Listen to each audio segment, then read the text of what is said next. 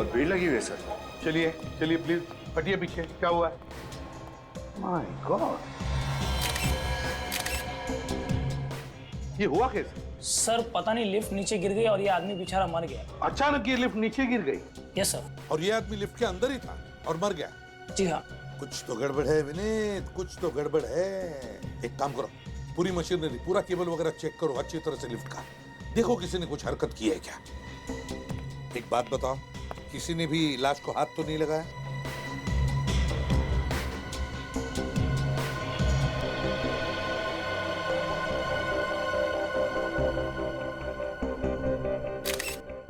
तो रोहित कुमार,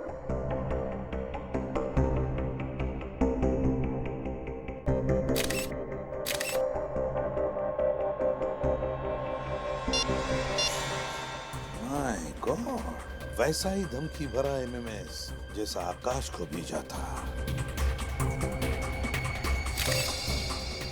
क्या मेरा ये रोहित कुमार इसी बिल्डिंग में रहते हैं? सर 1203 12वें महले पे। इसी बिल्डिंग में? जी साहब। अच्छा एक बात बताओ, तुमने किसी अनजान आदमी को यहाँ पर आते जाते देखा? सर तो कोई आदमी नहीं आया था सर। तो याद करके बताओ, कोई बाहर का आदमी आके गया होगा। हाँ साहब, वो लिफ्ट मैकेनिक आया था। लिफ्ट ठीक करने वाला आया था? लिफ्ट में क्या नहीं? हाँ साहब। उसका तुमने आइडेंटिटी कार्ड वगैरह देखा? कंपनी का कार्ड था उसके पास? हाँ चेक किया था, आईडी बराबर था। क्या नाम है उसका? ऋतिकेश नाम था। उसने कोई नंबर वगैरह दिया अपनी कंपनी का या उसका खुद का? हाँ सर, मोबाइल नंबर लिया है मैंने। क्या नंबर है बताओ।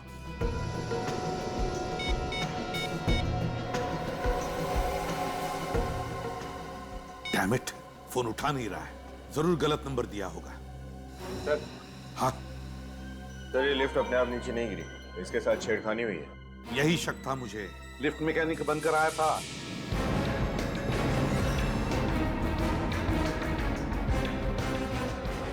मैंने उसे बिल्डिंग से जाते हुए देखा था, एक लंबा सा आदमी, उसके हाथ में टूल किट था। उसने सारा किया, ये सब उसी ने किया है, ये देखो। और उसने वो धमकी भरा एमएमएस भी भेजा है रोहित को, जैसे उसने आकाश को भेजा था। और फिर जो टेलीफोन नंबर दिया, जो सेल फोन नंबर, वो भी जानबूझकर गलत नंबर दिया है। एक बात बता, तुमने इस लिफ्ट मैकेनिक को अच्छी तरह से देखा था ना? जी साहब। उसका चेहरा तुम्हें अच्छी तरह से याद है? अच्छी तरह से? हाँ साहब। तो क्या तुम उसका चेहरा बनाने में, उसका स्केच बनाने में हमारी मदद करोगे? हाँ साहब। गुड।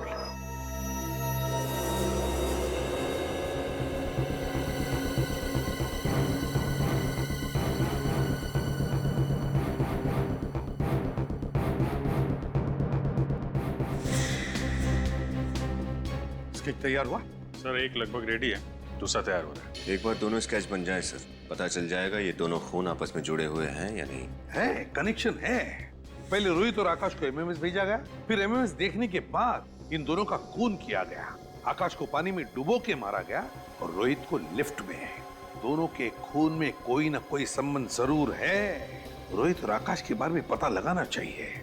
सर श्रेया लगी हुई है, बस डिटेल्स लेके आने वाली है। सर हाँ, दोनों स्केच तैयार हो गए सर। सर ये स्केच इन्होंने बनवाया और ये स्केच इन्होंने बनवाया। अभिजीत, क्या लगता है तुम्हें इन स्केचेस को देखकर?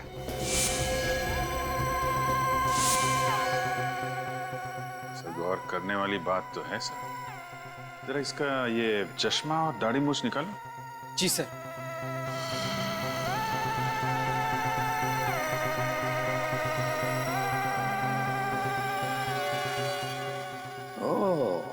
तो ये बात है, ये दो अलग अलग आदमी नहीं बल्कि एक ही आदमी है, और इसी आदमी ने वो दो खून किए हैं। विनीत, हमारे क्रिमिनल रिकॉर्ड्स में देखो, देखो कुछ पता चलता है क्या इस आदमी के बारे में। आप लोग भी जा सकते हैं। Thank you very much. जी सर। सर, हाँ सर आकाश और रोहित के बीच क्या कनेक्शन है उसके बारे में पता चल गया। अच्छा, क्या? सर आकाश एमवी के कॉलेज में पढ़ता था और रोहित स्टेनी कॉलेज का स्टूडेंट था। आकाश एमवी के कॉलेज में पढ़ता था और रोहित स्टेनी कॉलेज में? Yes sir. सर 2005 में इन दोनों कॉलेजेस ने अपने थर्ड ईयर स्टूडेंट्स को शिमला भेजा था एक समर कैंप के लिए। आकाश और रोहित दोनों इस समर कैंप में गए थे। Shimla summer camp 2005? ये चक्कर है सर, इस मौत की कहानी का पहला पन्ना समर कैंप में लिखा गया था, शिमला में। और क्या पता चला श्रेया इस समर कैंप के बारे में? सर मैंने MBK कॉलेज के प्रिंसिपल से आज 3 बजे की अपॉइंटमेंट ले ली है। सर उसी कॉलेज के एक प्रोफेसर भी उस समर कैंप में गए थे, वो भी आज उस मीटिंग के लिए वहाँ मौजूद रहेंगे। Very good work Shreya, very good work. Sir. हाँ सर मिल गया। सर इसका नाम राजा है, पहले भी बहुत सारे जुर्म किए हैं इसने और कई बार जेल भी जा चुका है। राजा, पता लगाना पड़ेगा इस राजा का महल कहां पर बना है, और फिर MVK कॉलेज से भी पता चल जाएगा क्या हुआ था उस समर कैंप में।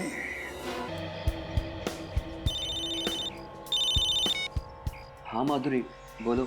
मैं कब से तुम्हारा इंतजार कर रही हूँ। माधुरी मैं अभी क्लब में ही हूँ, मुझे स्विमिंग करने का मन कर रहा है, घर आने में देरी हो जाएगी। नहीं तुम अभी इसी वक्त आ जाओ, मैं तुम्हारे बिना खाना नहीं खाऊंगी। देखो तुम परेशान मत हो, तुम खाना खा के सो जाओ, मुझे घर आने में वक्त लग सकता है। क्या बात है आकाश, तुम्हारी आवाज, कोई परेशानी है क्या? नहीं ऐसी कोई बात नहीं। कुछ तो है आकाश। माधुरी ऐसी कोई बात नहीं है, तुम खामखा परेशान हो रही हो। नहीं कुछ तो है, मैं तुम्हारे रग रग से वाकिफ हूँ। माधुरी मैंने बोला ना कि ऐसी कोई बात नहीं है, मैं फोन रख रहा हूँ, बाय। अब इसको कैसे बताऊं?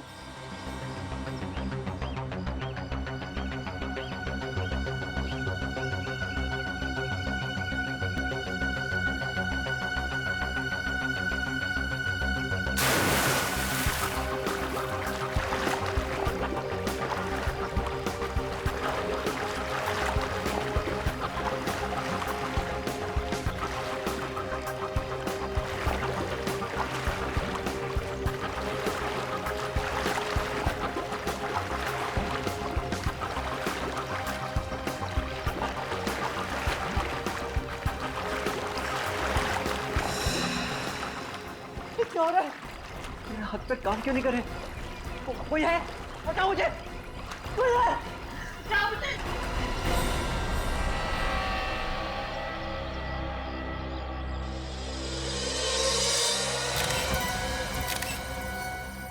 ये सब कैसे हो गया?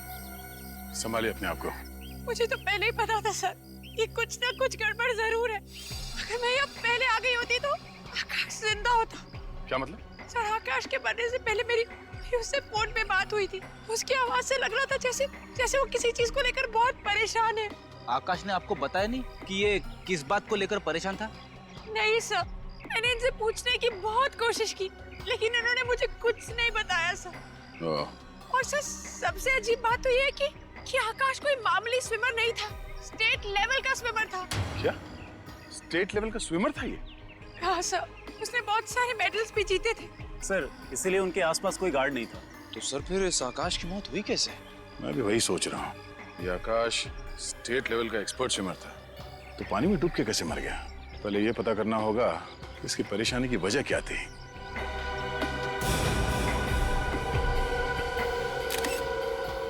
मोबाइल किसका? ये तो आकाश का ही फोन है। निखिल सर, तो देखते हैं इसके मोबाइल से कुछ पता चलता है क्या।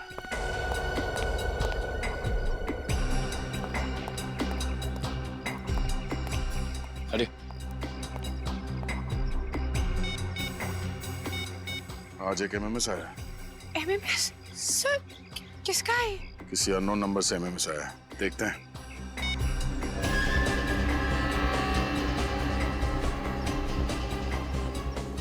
अरे सर ये जो आदमी डूब रहा है ये आकाश ही है। हाँ सर अगर आकाश की परेशानी की वजह ये MMS है, तो जिस वक्त उसे ये MMS मिला उस वक्त तो ये जिंदा था, फिर ये MMS शूट कैसे हुआ होगा?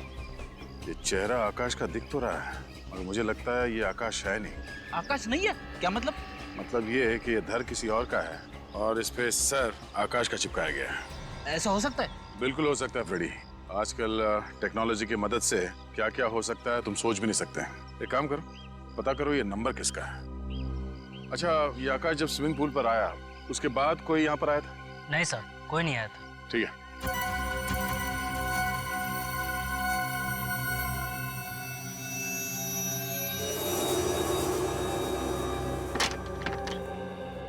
जी तारिका जी, क्या बताना चाहती हैं आप अशोक के खून के बारे में? भाई साहब, ये तारिका जी नहीं, मैं बताऊंगा। सर, मैं तारिका जी से बात कर रहा हूँ, आप बीच में घुसे चले आ रहे हैं। मैं बीच में इसलिए घुसा चला आ रहा हूँ क्योंकि रिपोर्ट मेरे पास है, इसलिए मैं बताऊंगा। अच्छा, रिपोर्ट आपके पास है? जी। अब बताइए, आपको रिपोर्ट से मतलब है या तारिका जी से मतलब है? मतलब तो तारिका जी से ही है। रिपोर्ट आप बता दीजिए। ठीक है, तारिका जी से पूछ। अरे सर एक मिनट, आप तो गुस्सा हो गए सर। प्लीज रिपोर्ट बता दीजिए, एसीपी साहब इंतजार कर रहे हैं। इस आकाश के खून में एलएसडी मिला है। सर वही एलएसडी जो एक ड्रग है। आश्रय लाइसर्जिक एसिड डाइथाइलामाइड एक बहुत ही खतरनाक किस्म का ड्रग है जिसे लेने से इंसान एक अलग ही काल्पनिक दुनिया में पहुंच जाता है। हैलुसिनेशंस होने लगते हैं उससे। न सिर्फ हेलोसिनेशन होता है बल्कि उसका ब्लड प्रेशर भी बढ़ जाता है, उसका दिमाग सुन्न हो जाता है, वो रोजमर्रा की डेली रूटीन की चीजें भी ढंग से नहीं कर पाता है। उसे दरअसल समझ में नहीं आता है कि उसके आसपास हो क्या रहा है। मतलब ये ड्रग लेने के बाद अगर कोई स्विमिंग करने जाए, फिर चाहे वो कितना ही अच्छा स्विमर क्यों ना हो, डूब के मर जाएगा। एग्जैक्टली अभिजीत, इसीलिए ये आदमी डूब करके मर गया। इसके खून में हमें बहुत ज्यादा मात्रा में एलएसडी मिला है। कमाल है, इतनी ज्यादा मात्रा में एलएसडी लेने के बाद ये आकाश तैरने गया ही क्यों?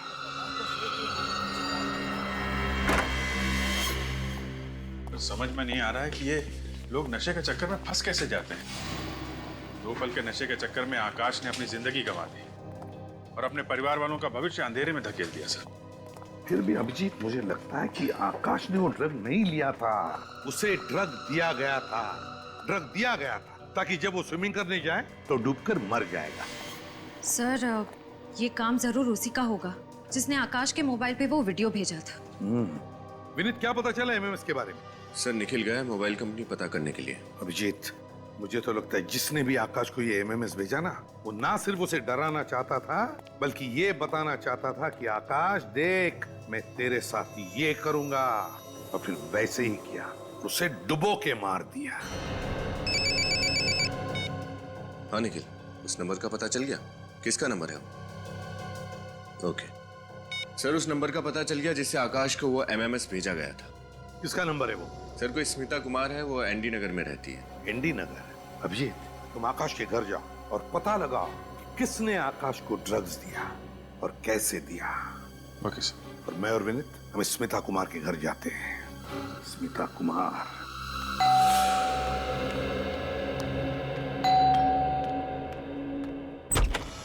साहब आप लोग?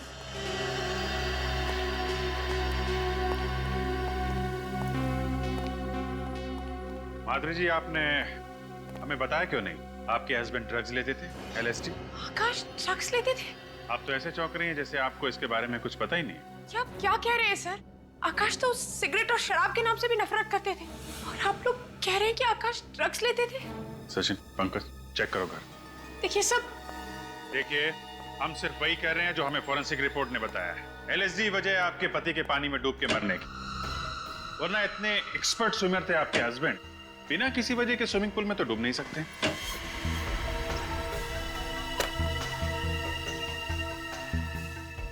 देखिए सर, आकाश और मैं 8 साल से एक साथ रह रहे थे। अगर आकाश को ड्रग्स लेने की आदत होती तो कभी ना कभी तो मुझे इस बारे में जरूर पता चलता। और मान लीजिए सर कि आकाश ड्रग्स लेता भी था, तो वो ड्रग्स लेकर स्विमिंग करने क्यों जाता?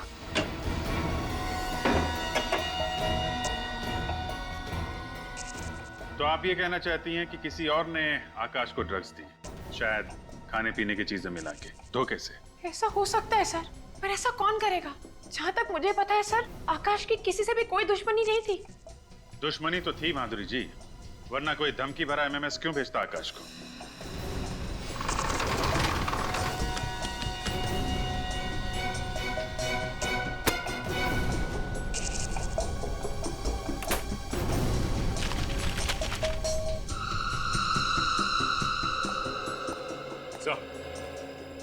हाँ सच, ये देखिए सर, ये बाथरूम में कलोन की बोतल मिली है जिसमें कैप्सूल छुपा के रखे गए।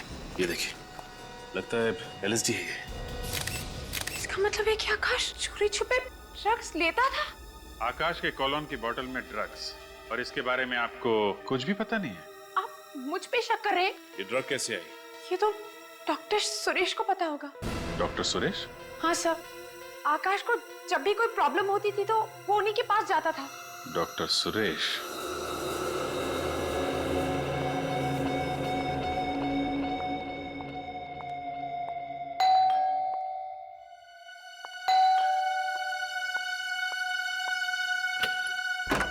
जी कहिए।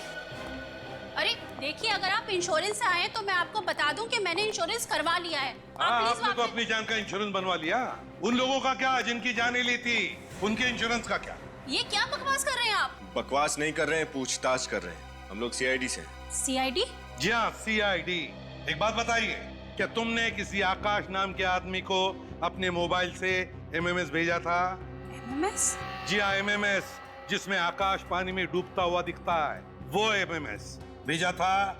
मैंने किसी आकाश नाम के आदमी को कोई एमएमएस नहीं भेजा। तो फिर 1029029005 ये मोबाइल नंबर आपका ही है ना? जी हाँ सर, ये मेरा ही नंबर है। लेकिन मैं आपको एक बात बता दूं कि मेरा फोन तो कल ही चोरी हो गया था। फोन चोरी हो गया था इनका, बहाना अच्छा है। सर ये कोई बहाना नहीं है। अच्छा आप 1 मिनट रुकिए।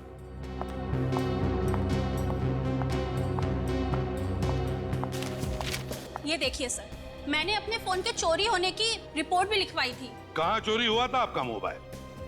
सर आकांक्षा मॉल के पार्किंग लॉट से। अगर आपका फोन चोरी हो गया था तो आपने मोबाइल कंपनी से कहकर अपना सिम ब्लॉक क्यों नहीं करवाया? मैंने उनको सिम ब्लॉक करने के लिए बोला था, लेकिन पता नहीं उन्हें इतना टाइम क्यों लगा। पता नहीं इतना टाइम क्यों लग गया, क्या करेगी बेचारी। खैर जरा बताइए, आपका ये मोबाइल चोरी हुआ कैसे, जरा हम भी तो सुने। सर मैं आकांक्षा मॉल के पार्किंग लॉट में फोन पर बात कर रही थी, तभी एक आदमी अचानक पीछे से बाइक पर आया और मेरा फोन चोरी करके भाग गया। अचानक मोटरसाइकिल पर आया और उसने आपका फोन छीन लिया और भाग गया। तो फिर आपको कुछ न कुछ तो याद होगा ही, उस आदमी का चेहरा या फिर मोटरसाइकिल का नंबर या फिर किस तरह की मोटरसाइकिल थी या फिर कोई खास बात, कुछ तो याद होगा। सर हाँ? मुझे सिर्फ इतना याद है कि वो एक लाल रंग की स्नोडेन बाइक पर था और उसकी बाइक की टंकी पर एक जलती हुई खोपड़ी का स्टिकर लगा हुआ था। आकांक्षा मॉल का पार्किंग लॉट, लाल रंग की स्नोडिल बाइक और उसकी टंकी पर जलते हुए खोपड़ी का स्टिकर। डॉक्टर सुरेश? जी हाँ, कहिए। हम लोग सीआईडी से हैं। लेकिन सीआईडी वालों का हमारे क्लिनिक में क्या काम? आकाश आपका ही पेशेंट था? आकाश वो स्विमर? जी हाँ, वो स्विमर, उसकी मौत हो गई। आकाश की मौत हो गई? मगर कैसे? पानी में डूबने से। अगर आकाश तो बहुत अच्छा स्विमर था और उसको बहुत सारे स्विमिंग के मेडल मिले हुए थे, भला उसकी पानी में डूबने से कैसे मौत हो सकती है? वो इसलिए कि जब वो पानी में डूब रहा था तो एलएसडी नशे की चपेट में था। आकाश और नशा? मुझे तो यकीन ही नहीं हो रहा। अगर आकाश नशा कर रहा होता तो हमें उसके routine test, urine test, blood test में पता लग गया होता। आकाश ने कभी भी किसी प्रकार का कोई नशा नहीं किया है। अच्छा, आकाश के घर से हमें ये कैप्सूल मिले। ये कैप्सूल तो मैंने ही उसे दिए थे। आपने? तो ये कैप्सूल एलएसडी के नहीं है? लेकिन एक मिनट, ये बिल्कुल वैसे ही कैप्सूल हैं जो मैंने आकाश को दिए थे। मतलब ये एलएसडी के कैप्सूल है? ये एलएसडी का कैप्सूल है। मगर आपने किस लिए कैप्सूल दिए थे आकाश को? क्या बीमारी थी उसे? आकाश को बाइपोलर डिसऑर्डर था। बाइपोलर डिसऑर्डर था उसे? जी, आप लोगों को तो मालूम होगा, इस बीमारी में मरीजों को बहुत सारे मूड स्विंग होते हैं। मूड स्विंग्स मतलब वो अचानक से हंसने लग जाते हैं और फिर अचानक से रोने लग जाते हैं? हाँ, कुछ ऐसा ही। जब वो उदास होते हैं तो डिप्रेशन में चले जाते हैं और जब खुश होते हैं तो इतना खुश हो जाते हैं कि खुशी से फूले नहीं समाते। इसीलिए आकाश के मूड को काबू में रखने के लिए हमने वो वाले मूड स्टेबलाइजर के कैप्सूल दिए थे। और किसी ने उन कैप्सूल्स की जगह ये एलएसडी वाले कैप्सूल्स रख दिए। और ये काम आकाश के कोई करीबी ही कर सकता है, और उसके सबसे करीब उसकी बीवी माधुरी है।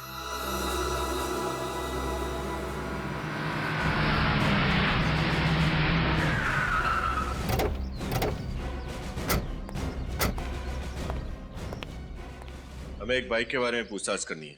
पूछताछ करना चाहते हैं साहब? ये कोई पूछताछ केंद्र थोड़ी ना है साहब। मेरे पास फालतू टाइम नहीं है, टाइम पास करना है तो कहीं और जाइए। सीआईडी का नाम सुना है कभी? माफ कीजिएगा साहब, गलती हो गई। तब बताओ, कल दोपहर को 1 बजे एक आदमी आया था बाइक पर, उसने एक औरत का मोबाइल चुराया और फिर भाग गया। वो कुछ याद आता है? लाल कलर की स्नोडेल बाइक थी और उसकी टंकी पर एक स्टिकर लगा हुआ था जली हुई खोपड़ी का। हाँ साहब, याद आया साहब। मैंने मेम साहब के साथ उस बाइक वाले का पीछा करने की कोशिश की थी, लेकिन साहब वो भाग निकला। उस आदमी का चेहरा देखा तुमने? कुछ याद है उसके बारे में? साहब उसने हेलमेट पहन रखी थी इसलिए मैं चेहरा नहीं देख पाया। उसे गाड़ी का नंबर तो नोट करके रखा होगा। हाँ साहब नंबर है। बताओ जल्दी। कल दोपहर को 1 बजे।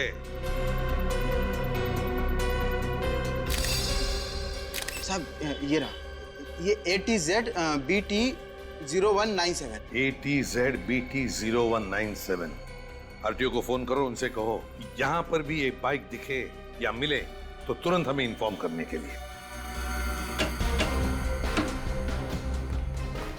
सर आप पहले भी तो घर की तलाशी ले चुके हैं, दोबारा क्यों लेनी है तलाशी? माधुरी जी, आपको मालूम था कि आकाश को बाइपोलर डिसऑर्डर की बीमारी थी? आकाश को बाइपोलर डिसऑर्डर था? जी हाँ, डॉक्टर सुरेश ने हमें सब कुछ बता दिया है। मगर सर, अगर आकाश को बाइपोलर डिसऑर्डर था तो उसने मुझे बताया क्यों नहीं, छुपाया क्यों मुझसे? पीछे ही चिपका रहेगा क्या? जरा वहां जा। ताज्जुब तो हमें भी हो रहा है कि आपको ये बात पता कैसे नहीं है। कोई पति अपनी पत्नी को इतनी बड़ी बीमारी की बात क्यों नहीं बताएगा? ऐसा कैसे हो सकता है कि आपको इस बीमारी के बारे में कुछ भी नहीं मालूम? सब मेरी तो कुछ भी समझ में नहीं आ रहा है। सब आप लोगों को अभी भी ऐसा लग रहा है कि ये सब कुछ मैंने किया है? सब एक काम कर, बाहर जा, मिले चाय बना के ला और साथ में बिस्किट लेके आ, भूख लग रही है मेरे को। देखिए माधुरी जी, आकाश अपनी कॉलोन की बोतल में बाइपोलर डिसऑर्डर की दवाई रखता था। वो दवाई किसी ने बदल के उसमें LSD के कैप्सूल रख दिए, जिससे उसकी मौत हो गई। और दवाई बदलने का काम कोई पास वाला आदमी कर सकता है। क्या कह रहे हैं सर? मैं ठीक कह रहा हूँ। आजा, घुस जा इसमें, घुस जा इसके अंदर, पीछे हट।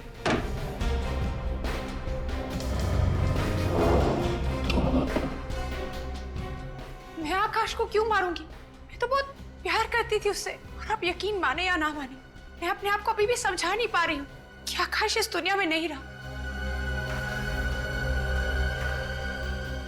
सर, सर जरा जल्दी यहाँ पे आइए।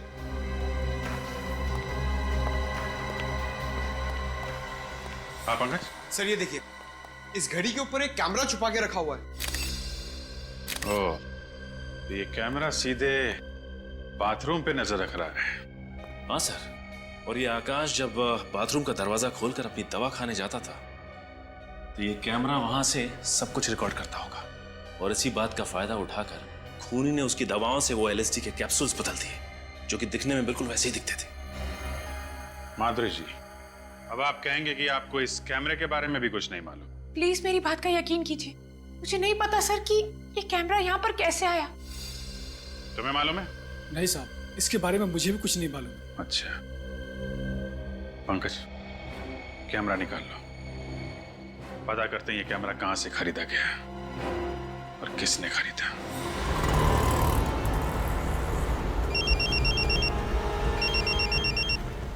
हेलो निशान, बाइक मिल गई? कहाँ पर? त्रिपोलिया बाजार। ठीक है, हम अभी आते हैं। अच्छा, लेकिन हम तुम्हें पहचानेंगे कैसे? पिस्ता कलर का शर्ट पहना है तुमने और डार्क पैंट। ओके विनीत, गाड़ी घुमा लो आप।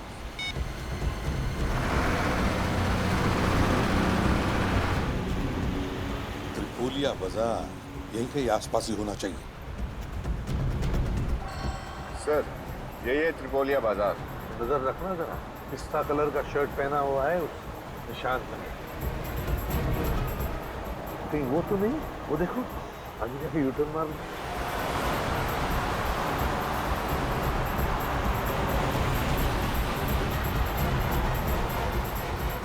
निशान, आरटीओ ऑफिसर निशान, कहाँ पर है बाइक? सर वो रही लाल बाइक, और सोसाइटी वालों ने बताया कि आधा घंटा पहले कोई पार करके गया इसे। मालिक कौन है इस बाइक का? शैलेंद्र नाम के किसी आदमी की सर। शैलेंद्र? जी सर। सर पिछले हफ्ते ये बाइक चोरी हुई है। 1 हफ्ते पहले बाइक चोरी की गई है। ठीक है निशान, thank you very much, good work, जा सकते हैं। Thank you. विनीत बड़ा चालाक है ये। उसने बाइक चुराई, फिर मोबाइल चुराया, दोनों अलग अलग लोगों का, ताकि उस तक कोई पहुंच न सके। Yes sir. आधे घंटे पहले यहाँ आया है वो, गया कहाँ होगा? ज्यादा दूर नहीं गया होगा। तेरा मैप निकाल, देखे तो सही है त्रिपोलिया बाजार है क्या? हम इस वक्त यहाँ हैं। एक तरफ तो पूरा रेसिडेंशियल एरिया है और इस तरफ सारे ऑफिसेज हैं। सर, ये अंदाजा लगाना बहुत ही मुश्किल होगा कि आदमी किधर गया है। हम कहीं जाने वाले नहीं है उसे ढूंढने के लिए। हम यहीं पर रुके रहेंगे, यहीं पर इंतजार करेंगे उसका। जरूर आएगा वो अपनी बाइक लेने के लिए, आएगा जरूर। एक्सक्यूज मी, आप जरा ये कैमरा देखिए, ये आपने बेचा है? हाँ सर, ये कैमरा हमने बेचा है। हम लोग सीआईडी से हैं, ध्यान से सोच के बताओ किसे बेचा है। 1 मिनट सर। हाँ सर, ये कैमरा हमने हेमंत नाम के आदमी को 1 हफ्ता पहले बेचा था। ये हेमंत का नंबर और पता तो होगा तुम्हारे पास? नहीं सर, वो तो नहीं है। आप सिक्योरिटी सिस्टम बेचते हैं और आपके पास उस इंसान का कोई रिकॉर्ड नहीं है? वो सर वो। अच्छा ये बताओ, उसने पैसे कैसे दिए थे? क्रेडिट कार्ड से या फिर कैश? सर पेमेंट तो उन्होंने कैश से ही दिया था। कैश? दिखने में कैसा था?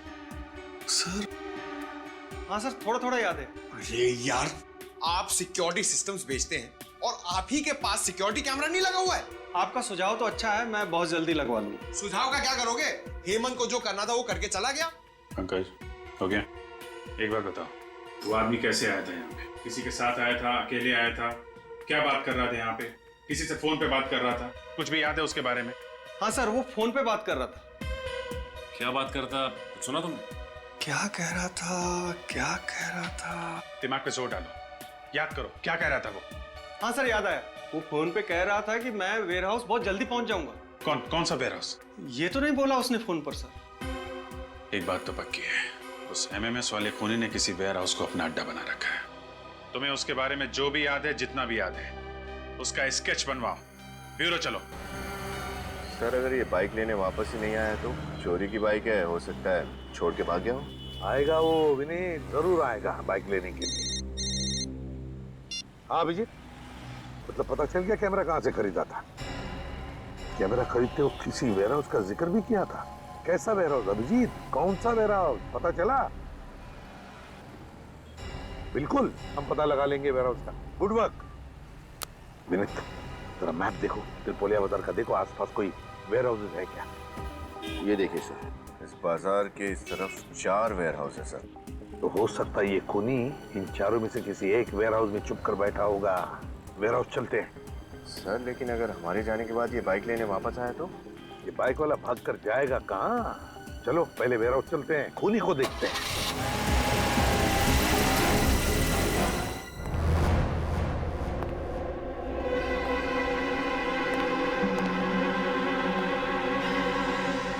पहले 3 वेयर हाउसेस में तो कोई गड़बड़ नहीं थी। पता नहीं क्यों मुझे ऐसे लगता है कि खूनी इसी वेयर हाउस में मिलेगा। चौकन्ना रहना।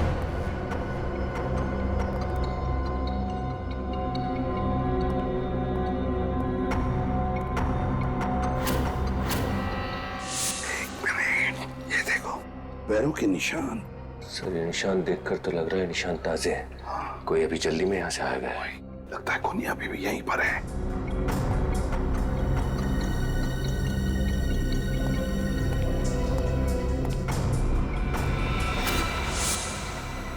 लैपटॉप, और फिर यहाँ पर कोई भी नहीं।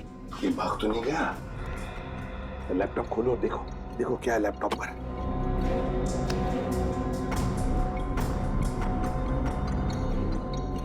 देखा, इस तरह से ऐसे नजर रख रहा था वो आकाश पर। ये कैमरा कहाँ पे लगा है? ये कैमरा तो लिफ्ट में लगा हुआ है। लेकिन आकाश की बिल्डिंग में तो लिफ्ट थी नहीं। तो फिर ये जगह कौन सी है? किस बिल्डिंग की लिफ्ट है ये? सर हो सकता है आकाश शायद इस बिल्डिंग में आता जाता था। या तो ऐसा भी हो सकता है कि आकाश के अलावा वो किसी और पर भी नजर रख रहा था और शायद उसका खून करना चाहता है। और वो जो भी है इस बिल्डिंग में रहता है। कौन सी जगह हो सकती है? ये देखो विनीत, लिफ्ट खुल गई। देखो लिफ्ट के सामने बोर्ड लगा हुआ है, आनंद मोहन हाउसिंग सोसाइटी। इसका मतलब ये आदमी आनंद मोहन सोसाइटी में रहता है। आनंद मोहन सोसाइटी।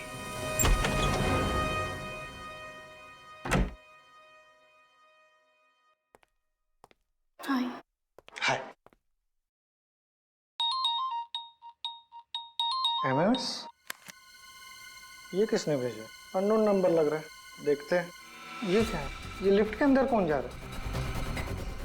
कहिए मैं तो नहीं। लिफ्ट तो नीचे जा रही है। ये तो यही लिफ्ट लग रही है। नहीं नहीं, मैं कैसे हो सकता हूँ? रोहित, रिलैक्स रोहित, कुछ नहीं होगा। अभी लिफ्ट आएगी, अब तुम लिफ्ट के अंदर जाओगे। ये एमएमएस सिर्फ एक मजाक है, ठीक है?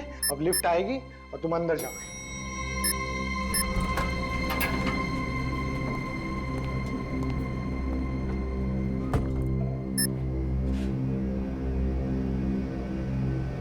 मैं तो खामखा डर रहा था, कुछ नहीं हुआ। ये क्या हो रहा है? बचाओ! ये तो वैसे हो रहा है जैसे कुछ एमएमएस को दिखा था। बचाओ! कोई है? कोई है? लिफ्ट चला! बचाओ! कोई है? लिफ्ट चला!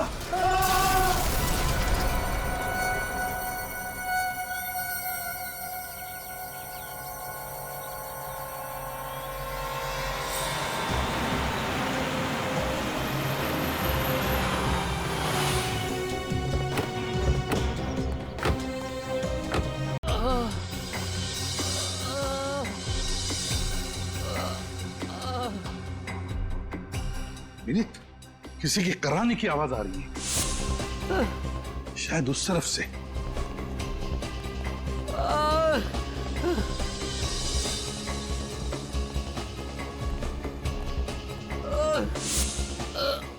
My God.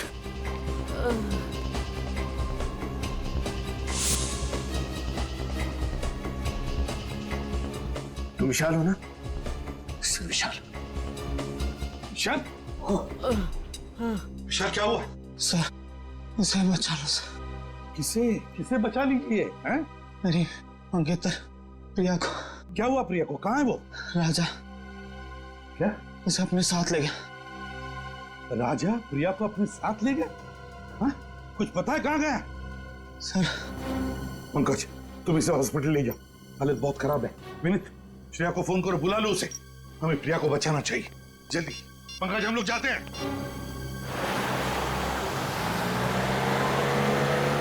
वो देखो, वहां कोई है।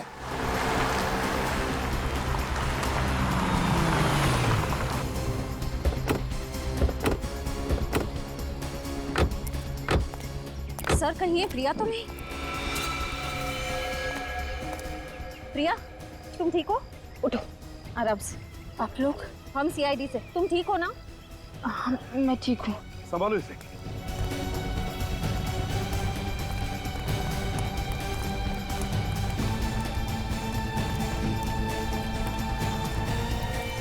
देखो देखो, ये जिंदा है क्या? सर ये तो राजा है। राजा? ये तो मर चुका है सर। समझ में नहीं आता। गाड़ी यहाँ पर क्रैश हुई है, राजा यहाँ मरा पड़ा है, वो प्रिया वहां पर है। ये सब हुआ कैसे होगा? पता नहीं क्यों मुझे लगता है सारा सच सामने नहीं आ रहा है। कुछ तो गड़बड़ है। गाड़ी को चेक करते हैं अच्छी तरह। देखो जरा। उठ सकोगी? हाँ, संभल के। देखो कुछ गाड़ी में प्रॉब्लम है क्या? अच्छी तरह से देखो।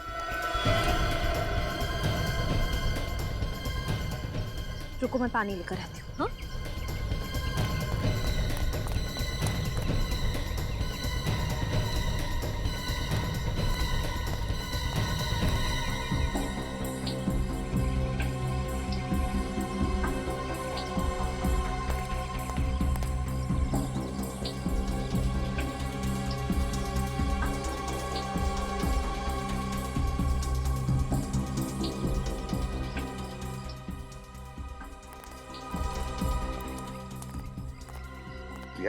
अब कैसी हो?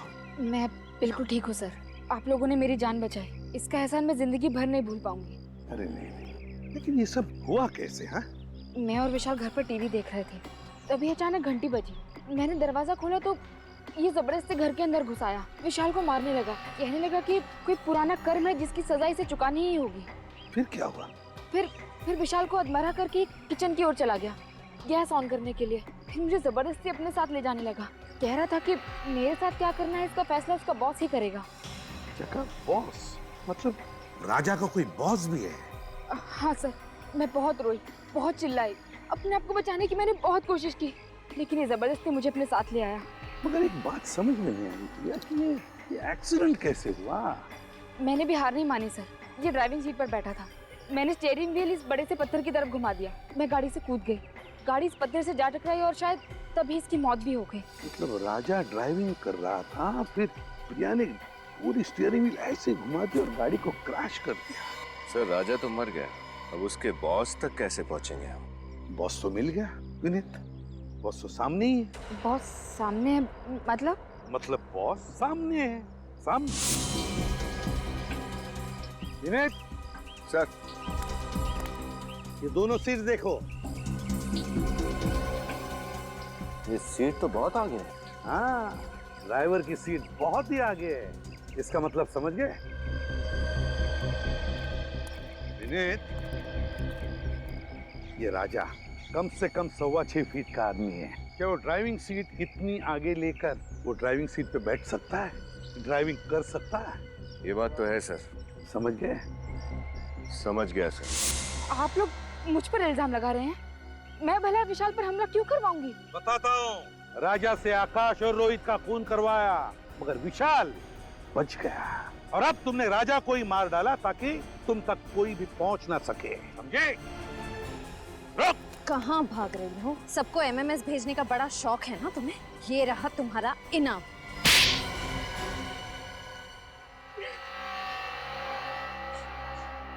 हाँ, मैंने ही आकाश, रोहित और राजा को मार डाला। विशाल को भी मार डालते अगर आप लोग उसे बचा ना लेते तो। बहुत अफसोस हो रहा होगा, है ना, कि चौथा खून कर नहीं पाई। क्यों? विशाल को मार डालती तो मेरा बदला पूरा हो जाता। कैसा बदला? अमन का बदला। बहुत प्यार करती थी मैं अमन से, कितने सुहाने सपने देखे थे हमने हमारे भविष्य को लेकर, लेकिन उन तीनों ने अमन की क्या हालत कर दी।